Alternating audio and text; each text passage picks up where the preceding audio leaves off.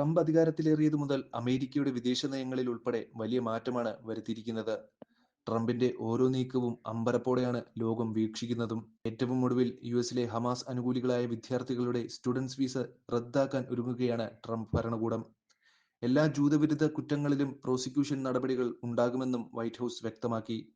അമേരിക്കയിലെ ക്യാമ്പസുകളിലുള്ള പലസ്തീൻ അനുകൂല പ്രക്ഷോഭകർ എന്ന് കരുതപ്പെടുന്നവരുടെ വിദ്യാർത്ഥി വിസ റദ്ദാക്കാനാണ് ഭരണകൂടം ഒരുങ്ങുന്നത്. അമേരിക്കൻ മണ്ണിൽ ജൂതവിരുദ്ധത വെച്ചുപൊറുപ്പിക്കില്ലെന്ന നിലപാടിലാണവർ. ജൂതവിരുദ്ധതയ്ക്കെതിരെ പോരാടുന്നതിനുള്ള എക്സിക്യൂട്ടീവ് ഉത്തരവിൽ യുഎസ് പ്രസിഡന്റ് ഡൊണാൾഡ് ട്രംപ് ബുധനാഴ്ച ഒപ്പുവച്ചു. ഹമാസ് അനുകൂല പ്രതിഷേധങ്ങളിൽ പങ്കെടുത്ത അമേരിക്കൻ പൗരന്മാരല്ലാത്ത കോളേജ് വിദ്യാർത്ഥികളെയും താമസക്കാരായ മറ്റ് വിദേശികളെയും നാടുകടത്തുമെന്നാണ് പുതിയ ഉത്തരവിൽ പറയുന്നത്.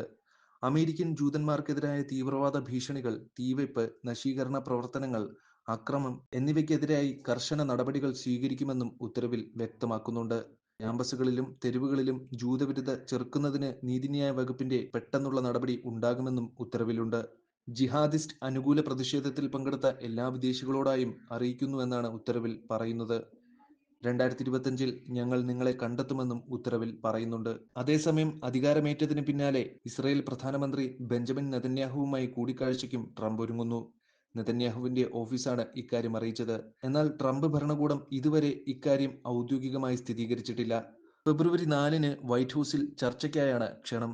ട്രംപിന്റെ രണ്ടാമൂഴത്തിൽ വൈറ്റ് ഹൗസിലേക്ക് ക്ഷണിക്കപ്പെട്ട ആദ്യ വിദേശ രാഷ്ട്ര തലവനാണ് നെതന്യാഹു. നെതന്യാഹുവുമായി അധികം വൈകാതെ സംസാരിക്കുമെന്ന് കൂടുതൽ കാര്യങ്ങൾ വ്യക്തമാക്കാതെ മാധ്യമപ്രവർത്തകരോട് പറഞ്ഞിരുന്നു.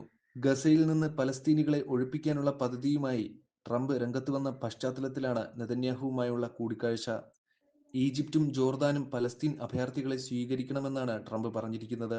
എന്നാൽ പദ്ധതിയോട് സഹകരിക്കില്ലെന്ന് ജോർദാനും ഈജിപ്തും വ്യക്തമാക്കിയിരുന്നു.